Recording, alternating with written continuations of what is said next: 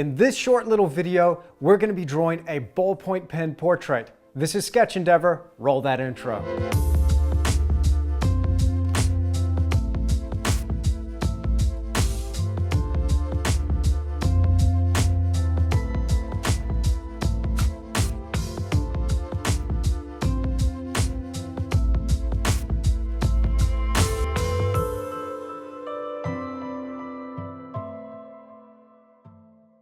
Welcome back to Sketchendeavour. My name's Andrew, and if you're new here, then this is the place where we talk about all things to do with painting and sketching. Now, sketching and painting go hand in hand. If we have a lacking in our drawing ability, that's going to show up at the easel. So Sketchendeavour is really a commitment to a daily habit of drawing, just trying to elevate our skills and just branch out and maybe even try some new materials. This always ends up paying dividends at the easel. Now, I'm coming to you from my house and not my studio where I normally am filming these things. And let me just take a quick minute to just have a brief chat to you about what's going on. I'm sure you're going through self-isolation now too, or forced isolation. It's been an interesting transition, but I think what's really important in these times is to stay creative, stay positive, stay optimistic, and just focus on the things that you can control. So here in Sketchendeavour, one of the things that we can control is picking up a pencil, piece of paper, or a biro, in this case a ballpoint pen. We're going to be drawing a portrait with one, and just focusing on the creative process and getting lost in something just for a little while. And hey, if it takes our mind off it, then it can't be a bad thing. So in this little video, I'm going to be drawing a ballpoint pen portrait of this guy. His name is Tuhoe. I took loads of photographs of him when he came to visit me at my studio, and I thought he would just make a great painting. But first, I thought it would be a great idea to draw a study of him first before I tried to even attempt to do a painting. And I was inspired to try something new. I'm normally drawing these pictures in graphite and white chalk, but here I thought that maybe ballpoint pen would be a really cool medium to try. Let's get stuck into it. Now, using my awesome new green Fabriano pen, I'm going to be drawing straight onto this gray, Dreadnought gray Canford card. Now, you would have seen me use this card before in previous episodes of Sketchendeavour. I was kind of curious to see how the ballpoint pen would work on this card. I start laying in things pretty loosely, pressing only very lightly to create some construction lines and map out the features of Tuhoe's face. I'm not necessarily decided on the exact location of any one of these features, so I'm only going very light. And this is something that actually surprised me about the ballpoint pen. I thought that it would lend itself to much darker, heavier lines, but you can actually get an incredibly faint line out of the end of a biro, or just a standard ballpoint like what you see here. I really want to create a likeness here, and I want to nail down Tuhoe's character. So to do this, I work from general towards specifics. I'm worried about the big shapes first, and I get the features placed along main center lines, dividing up those big shapes. Now, don't worry, I've got a video coming out very, very soon all about drawing the human head and how to create a likeness. But here you can see I mapped in some very faint construction lines first to get the placement of individual features, and then I worry about the features themselves. This actually helps create a likeness from the outset. You can see here I'm only pressing very light. I mean, this is ballpoint pen. I'm not going to be able to go back and erase, so it makes good sense to go really light at this stage and just work out exactly where everything's going before firming up any of those lines, which we are going to do plenty through this demonstration. Once I'm happy with the position and the shape of any individual feature, then I go in and zero in and really firm up those lines. Now, I'm referring to this particular photograph, and so far I'm pretty happy with the placement of the features, although I know they're going to take on a bit of a different character once the shading goes in there. It always looks a bit weird when all you have is an outline, but I'm going back and forth, constantly checking against that reference just to make sure I've got everything in the right place. And again, I'm just eyeballing it here. There's no tracing, there's no projection, it's just totally freehand. And sometimes when we're doing this, we might get something slightly out of place. But again, with practice and by sticking with it, eventually we get there. We get to a better result. My main objective with this exercise is to learn about a brand new medium and to try something new. And this is a thing I'm loving about the Sketchendeavour journey. I don't know about you, but I'm trying all sorts of new things. I'm drawing in ways that I never even anticipated that I would. And this is really, really freaking cool. I never really thought I'd be drawing with a biro, but I've been following some things on Instagram. I've seen some really cool artists drawing with all kinds of stuff, and it's really inspired me to just get out there, reach out with some new materials, and try some new things. Again, Sketchendeavour is about engaging the brain and the hand, working on our hand-eye coordination, and really trying to learn to see the world in a brand new way. I'm happy with the way everything's gone in there. Now I'm going to start to really firm up some of these features. And notice how quickly we can establish some really beautiful dark tone by hatching with that ballpoint pen. I'm going to build up the shadows and the contours of this face with a series of little lines. And again, I'm just gently pressing into the surface, and where I want heavier lines or darker tone, I just press a bit harder. We can overdo this and go too far, but the thing I'm loving about the ballpoint pen is how we can gradually step up towards that darkest tone. I'm still given quite a bit of control with this medium. I thought at first it might be quite unforgiving, but here I'm pretty excited about the results. Now I'm going to leave void spaces on this card where I'm going to come back and establish some brighter highlights. While I've got the pen in my hand though, I'm going to go all the way across this portrait and just get in all of my darkest tones, sculpting the face just one area at a time. It's been awesome seeing some of your Sketchendeavour work when you've been posting to Instagram using the hashtag Sketchendeavour. Just a quick shout out here to Diana Holig Wildlife Art. I hope I've pronounced your name right.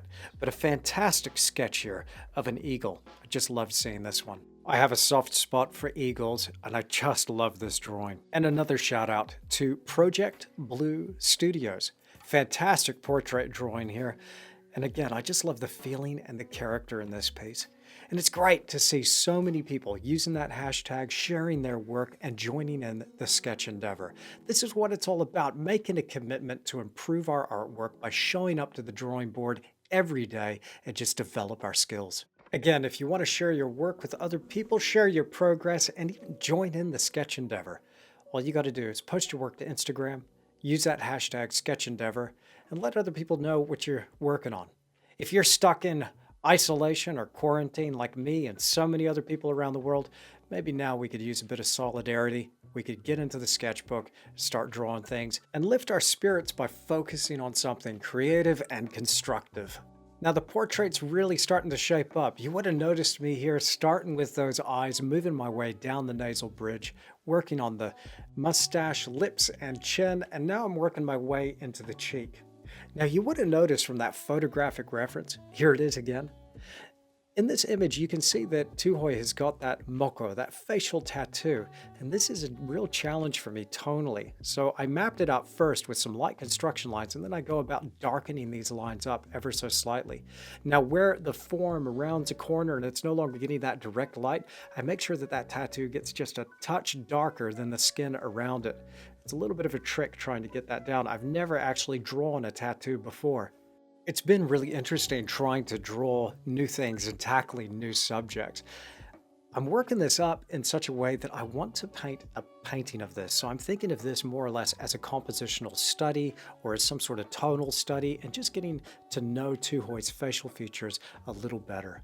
Drawing the portrait before you paint it is never a waste of time. It's always so good to familiarize yourself and get really intimately familiar with your subject. I believe this really does pay dividends when it comes to painting the final painting. Now, of course, drawing is an art form in its own right, absolutely, but I always look at these things as studies for paintings. I'm always drawing stuff that I want to make an oil painting out of.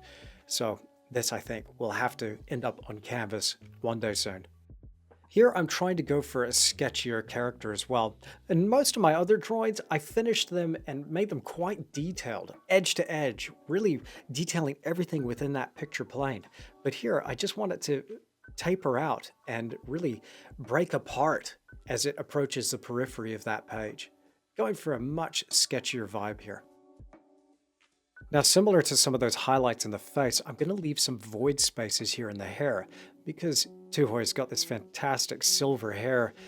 That's really going to need to be left void, saving that tonal space, and I might come back in and add some positive highlights over the top. Now, because this is a brand new medium for me, I'm not quite sure how it's going to go. I thought about layering the biro with this jelly roll pen. because I want to put down some highlights. This is always risky. I'm pretty happy with what I've done so far, and I'd hate to ruin it. Once you've laid down those first marks, you're committed, and you just gotta go for it. It's amazing how those clear and crisp white marks just leap off the gray card. It's quite cool seeing the way it looks in those eyes, but they do seem out of place if there's not more highlights across the skin. So in a broken way, I start adding the stippling to areas that would catch that direct light. And again, I'm focusing on this bit of photographic reference, and I'm seeing little cues about where I can place these marks. To create some variation in that lighter tone, I'm simply spreading out with those lighter marks. So where I have a real accumulation and concentration of them, it's going to communicate more lightness shining off the skin. And as I separate some of these marks, it gets a little bit duller and helps round out that form. This pen is awesome for drawing hair catching light. It's really helping this area of the portrait stand out. And the more I add to it, the less any one of these areas looks out of place. When you start, you kind of start thinking, oh no, I've ruined it. But here, it's slowly coming together. Now, it was a bit of a risk. This was different material for me. I was veering away here from my normal graphite and white chalk, but I've really enjoyed the process of putting this portrait together. I really love the way these white hairs leap off that page and frame the face. I'll carry on with a few more marks, but I'm also very cautious. I don't want to overdo it. This has been a fun little project to work on. I hope it's inspired you to maybe give another material a shot. If you got a piece of paper and you got a black ballpoint pen, why don't you give a portrait a go? You know what? I think I'm hooked on this new medium. I might create a few more portraits using these materials.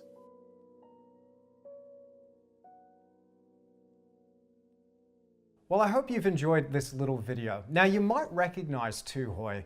I met him a while ago when I found him selling his book, True Red, on the shores of Queenstown at the little marina there as part of a weekend market. And I started reading his book and I was absolutely fascinated by Tuhoe's story. If you want to check that out for yourself, then I'll put a link to that in the description down below and link to a film that he was part of as well called Day Trip. And that was a really cool little thing to watch as well. So there you go. There's a bit of a different episode of Sketchendeavour for you. And if you enjoyed this, then please hit that like button for me. And if you want to come back for more and see more episodes of Sketchendeavour, some of my painting tutorials, make sure you subscribe to this channel. As always, you can find me on social media. I'm on Instagram and Facebook. Those links are down below as well. But as always, most important, make sure you're subscribed through my website at andrewtischler.com. Thank you so much for stopping by. I'm going to be with you again very, very soon. So long.